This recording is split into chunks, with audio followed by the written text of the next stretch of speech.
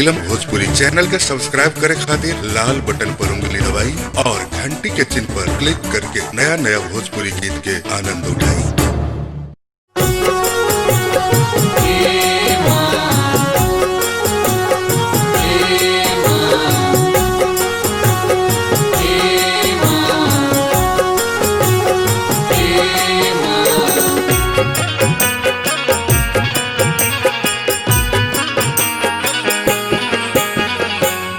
हाथ में अपना डाली हो लेके भइल बानी जल बीचे खार हो।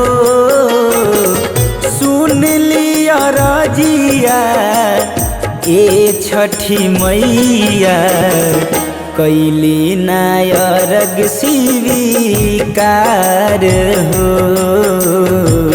कैली नायरग स्वीकार हो।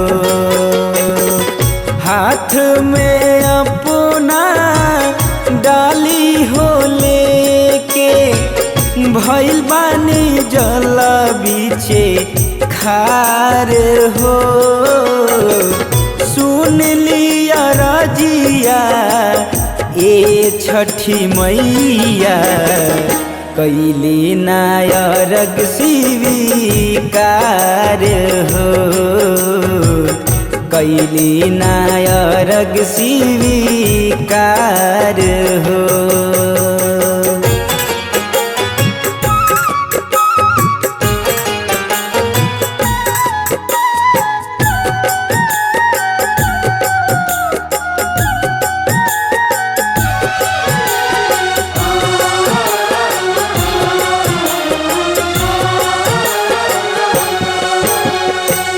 गोसियाई खिया के साथे सजवानी।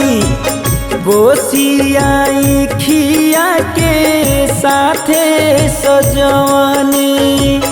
डाली में अरता के पात है।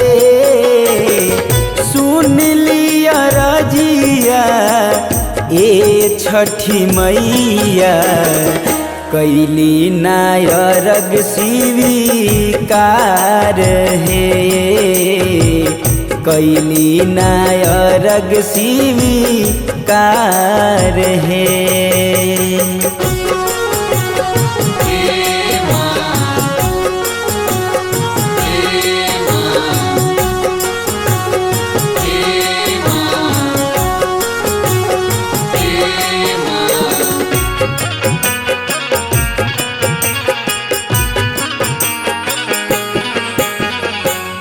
घटिया के आरी आरी केला लगवानी।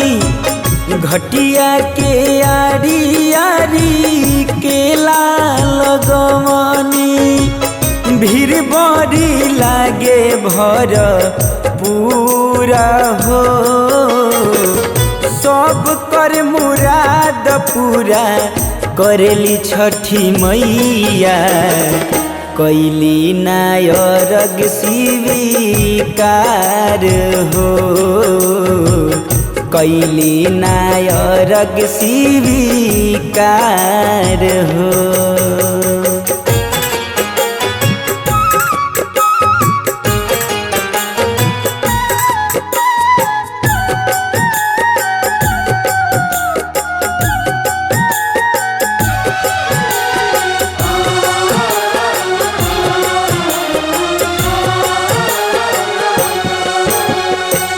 भूखल पियासल हम 3 दिन से।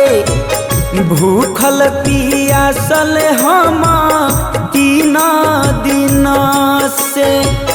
हाथों में अरग के भार है।